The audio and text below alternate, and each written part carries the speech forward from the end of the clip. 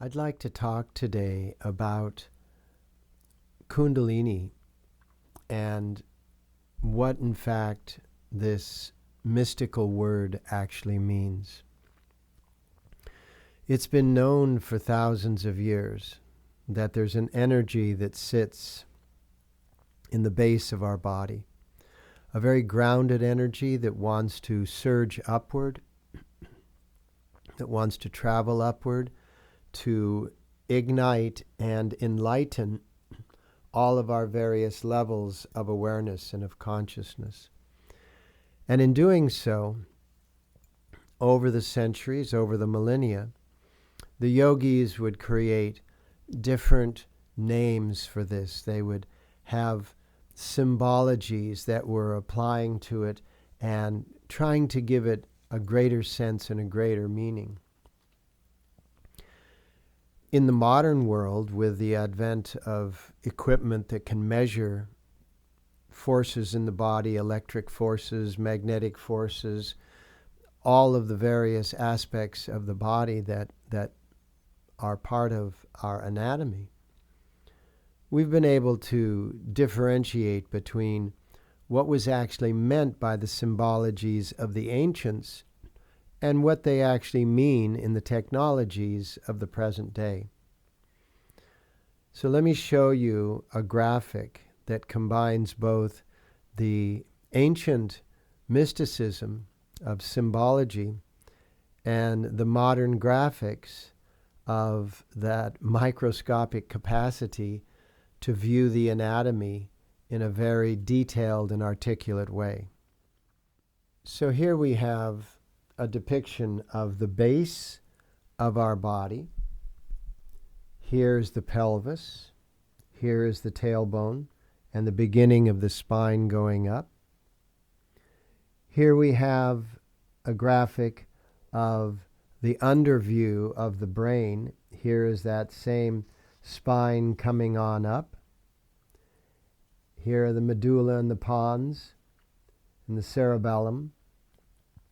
And then here is the mystic depiction of that elephant human, part elephant, part human, Ganesha.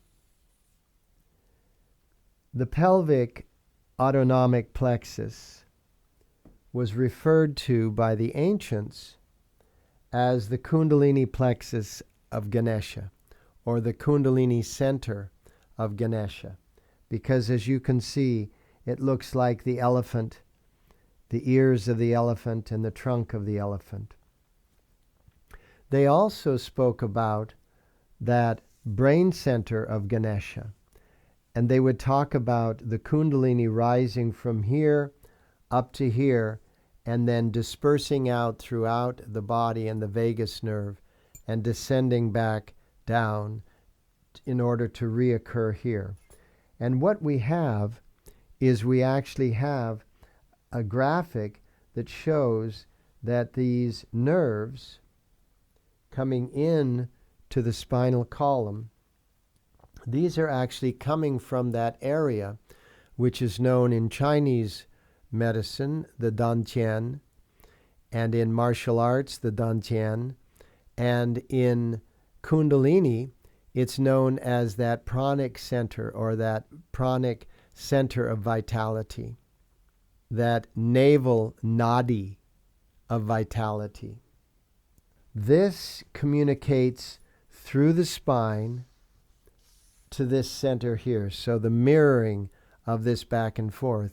And in modern medical science, it's called the sacral occipital wave, which is an actual wave of light, of an electromagnetics that travels up through the spinal fluid from here to here, and then it comes into the parasympathetic vagal nerves, the vagus nerve, and it descends back down, registering in all of the body parts, all of the glands and organs that give us all of that holistic nature of life, so that we are fully alive when we activate this orbit. So Kundalini is not only mystical, It is actual and practical, and it allows us to work with that energy orbit from the base in the pelvis up through the brain. And in the process, it activates the gut brain and the heart brain and all of the glands and organs that are involved in these areas. In metaphysics, it also works into the chakras to emphasize and to energize them. It works into the vayus, the various regions of the body, to energize and vitalize them. And so this is where the ancient metaphysics comes together with the modern anatomical physics. And it's discussing the same thing using sometimes old ancient symbologies, but they are very practical, and they were the best way that the ancients had of describing what is now available to us through our technology, our instrumentation of medicine and of physics, to be able to measure all of these things that the ancients who were meditating and doing their yogic practices were able to identify intuitively. We are now able to identify in actuality.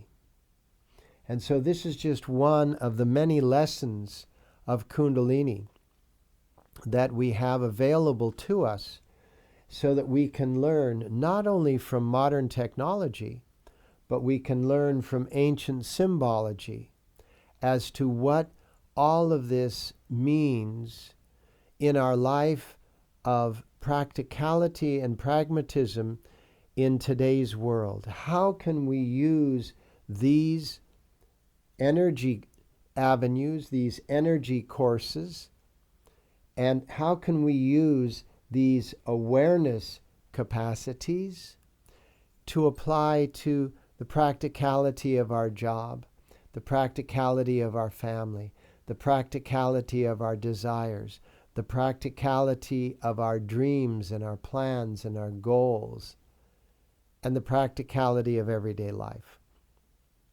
How can we use Kundalini as truly a levity force to elevate our lives so that we are living at the most profound condition that we can possibly live at? So here's a lesson. Stay tuned.